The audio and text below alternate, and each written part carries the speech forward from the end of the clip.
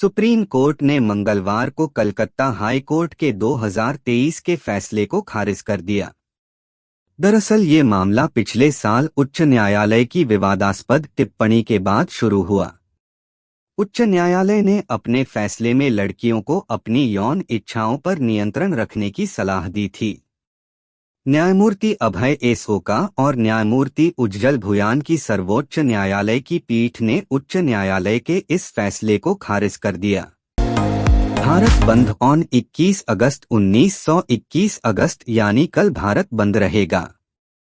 दरअसल SC/ST आरक्षण में क्रीमी लेयर को लेकर सुप्रीम कोर्ट के फैसले के खिलाफ देश भर के विभिन्न दलित संगठन 21 अगस्त को सड़कों पर उतरेंगे। इस बंद को कौन सी राजनीतिक पार्टियां समर्थन दे रही हैं, तो क्या क्या खुलेगा और क्या बंद रहेगा, जानने के लिए पढ़िए। केंद्र में रिक्त संयुक्त सचिव निदेशक व उपसचिव के 45 पदों पर सीधी भर्ती लेटरल एंट्री के विज्ञापन पर रोक लगा दी गई है। प्रधानमंत्री नरेंद्र मोदी के निर्देश पर सीधी भर्ती के विज्ञापन पर रोक लगा दी गई है। यूपीएससी ने 17 अगस्त को एक विज्ञापन जारी करते हुए 45 ज्वाइंट सेक्रेटरी, डिप्टी सेक्रेटरी और डायरेक्टर लेवल की भर्तियां निकाली थी। राजीव गांधी ने साल 1984 में अपनी मां और तत्कालीन प्रधानमंत्री इंदिरा गांधी की हत्या के बाद कांग्रेस की कमान संभाली थी। वह 40 साल की उम्र में भारत के सबसे युवा प्रधानमंत्री बने थे। उनका जन्म 20 अगस्त 1944 हुआ था।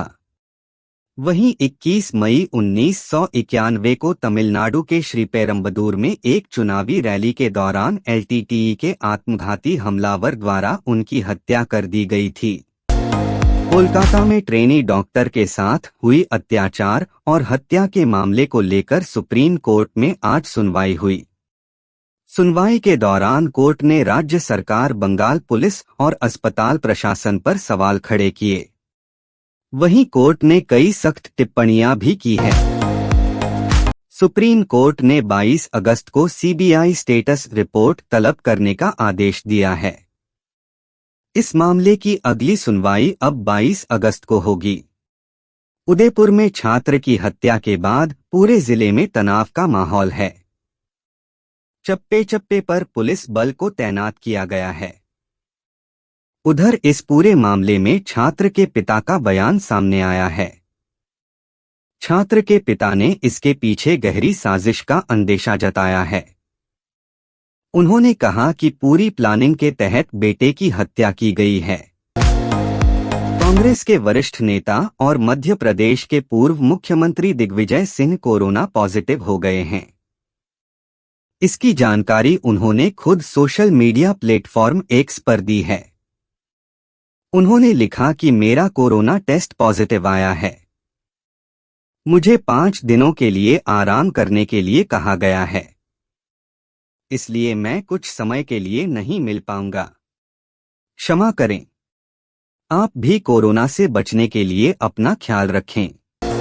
SC on Kolkata doctor murder case. RG कर अस्पताल में महिला डॉक्टर की दुष्कर्म के बाद हत्या मामले में सुप्रीम कोर्ट में आज सुनवाई हुई।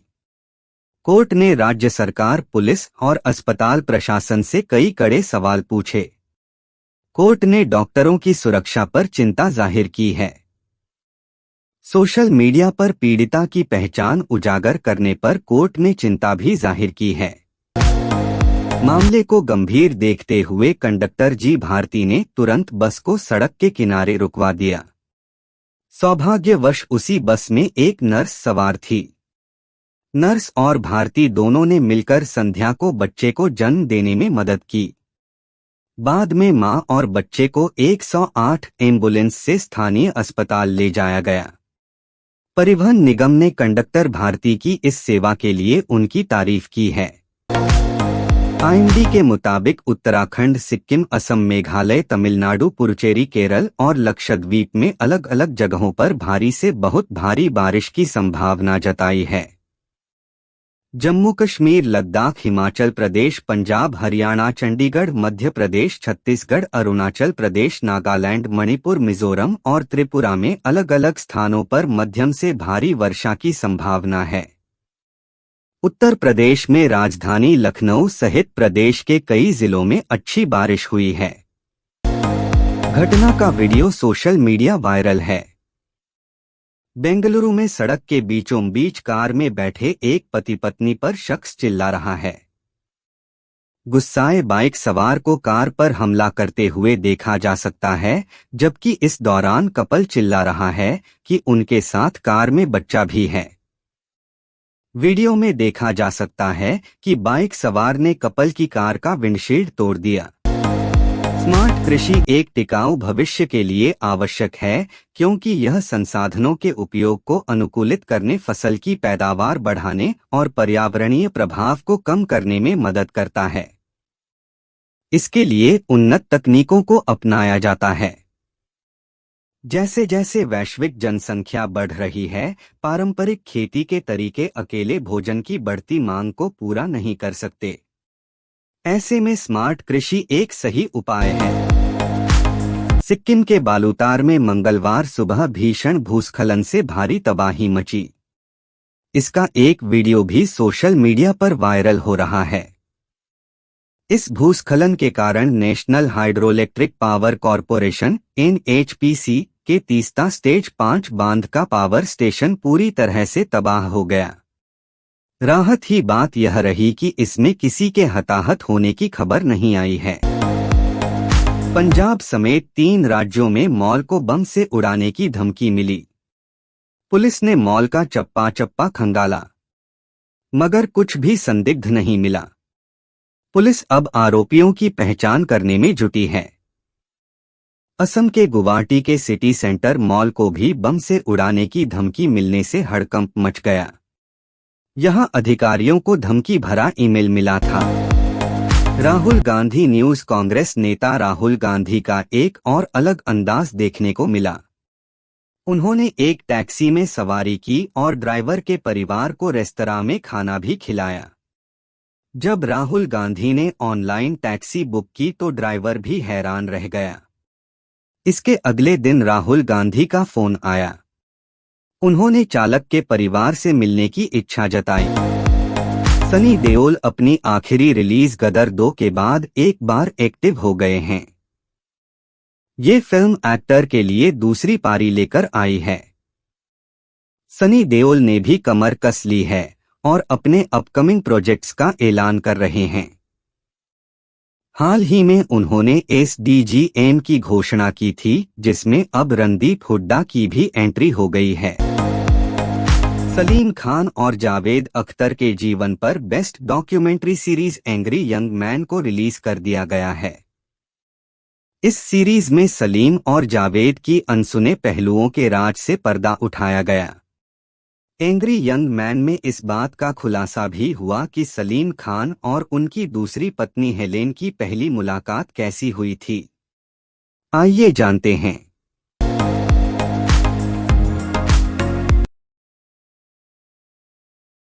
करीना कपूर की crime thriller the Buckingham murders का टीजर रिलीज हो चुका है। ये फिल्म 13 सितंबर को सिनेमाघरों में रिलीज होगी। इस फिल्म में करीना कपूर खान के अलावा ऐश टंडन, रणवीर बरार और कीथ एलन जैसे स्टार्स भी नजर आएंगे। यह एक मर्डर मिस्ट्री है, जिसकी गुत्थी डिटेक्टिव के किरदार में नजर आ रही करीना कपूर सुलझाती नजर आएंगी। अनन्या पांडे की वेब सीरीज कॉल मी बे का ट्रेलर रिलीज हो चुका है। इसका निर्देशन कोलिन डी कुन्हा ने किया है। करण जौहर इस सीरीज के निर्माता हैं। इसमें अनन्या के अलावा वीर दास, वरुण सूद, विहान समत, मिनी माथुर, गुरफतेह पीरजादा, निहारिका लायरा दत्त, लिसा मिश्रा और मुस्कान जाफरी जैसे कलाकार भी नजर आने वाले हैं। यह 6 सितंबर को अमेजन पर स्ट्रीम होगी। हॉरर कॉमेडी फिल्म स्त्री 2 की कामयाबी के शोर के बीच मैडॉक बैनरे तले बनी मुंजा की चर्चा तेज हो गई है। ये भी एक हॉरर कॉमेडी फिल्म है, जिसे जून में रिलीज किया गया था। बॉक्स ऑफिस पर धमाकेदार प्रदर्शन करने वाली मुंजा अब ओटीटी से पहले छोटे पर्दे पर रिलीज के तैयार है। आइए जानते हैं कि इस मूवी की टीवी प्रीमियर कब होना है। पुरानी दिल्ली 6 के अनुभवी तेज गेंदबाज ईशांत शर्मा नई दिल्ली के प्रतिष्ठित श्री अरुण जेटली स्टेडियम में चल रहे दिल्ली प्रीमियर लीग DPL में गेंदबाजी करने को लेकर काफी उत्साहित हैं। पुरानी दिल्ली 6 मंगलवार को ईस्ट दिल्ली राइडर्स से भिड़ेगी तो बुधवार को उनका अगला मुकाबला वेस्ट दिल्ली लायंस के साथ खेला जाएगा। IPL 2024 के बाद ईशांत पहली बार DPL में सफेद बाल क्रिकेट खेलने जा रहे हैं। इंडियन प्रीमियर लीग IPL की शुरुआत 2008 में हुई थी।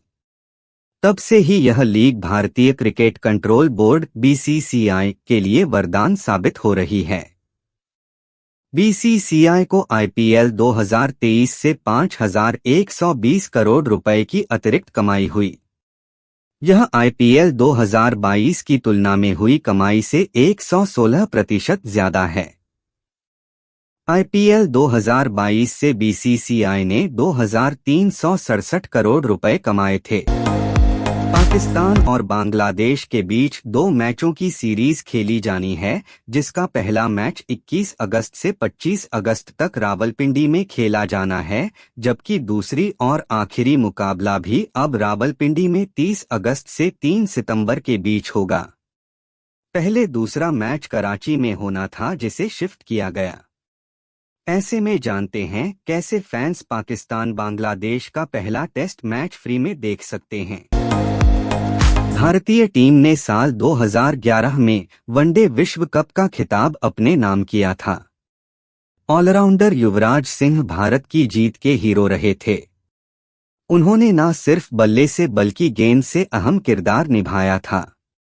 युवराज के संघर्ष की इस दास्तान को अब बड़े पर्दे पर फिल्माया जाने वाला है। दिग्गज क्रिकेटर युवराज सिंह की बायोपिक का अनाउंसमेंट टी सीरीज के मालिक भूषण कुमार ने किया है।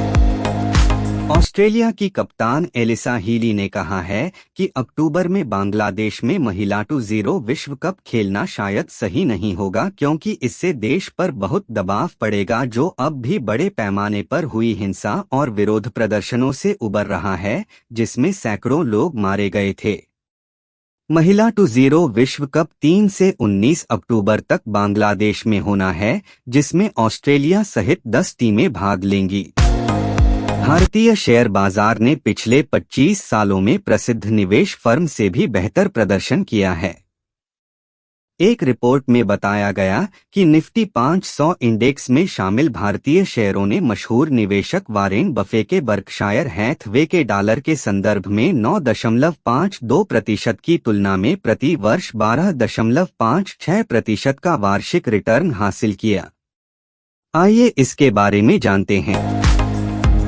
मझगांव डॉक शिप बिल्डर्स और GRAC शिप और इससे जुड़ी सेवाएं मुहैया कराती हैं कोचीन शिपयार्ड की तरह।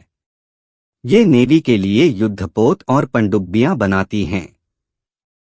साथ ही ऑफशोर ऑयल ड्रिलिंग के लिए जहाजों की मैन्युफैक्चरिंग भी करती हैं।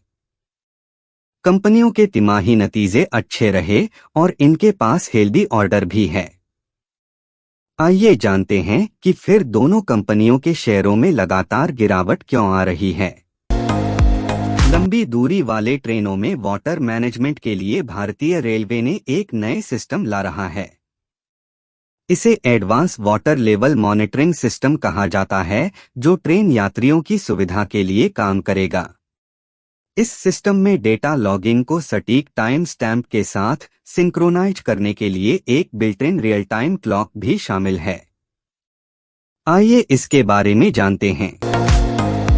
जन पोषण केंद्र भारत सरकार ने राशन दुकानों के लिए पायलट परियोजना शुरू की है। यह परियोजना राशन दुकानों को जन पोषण केंद्र बनाने के लिए शुरू किया गया है। इस परियोजना का उद्देश्य FPS डीलर्स को लाभ देना और लोगों के लिए ज्यादा प्रोडक्ट मुहैया करवाना है।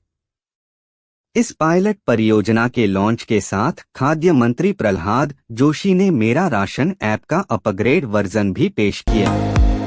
अरबती कारोबारी अनिल अग्रवाल के मालिकाना हक वाली हिंदुस्तान जिंक दुनिया की दूसरी सबसे बड़ी जिंक प्रोड्यूसर है। वहीं चांदी उत्पादन के मामले में यह तीसरे नंबर पर है।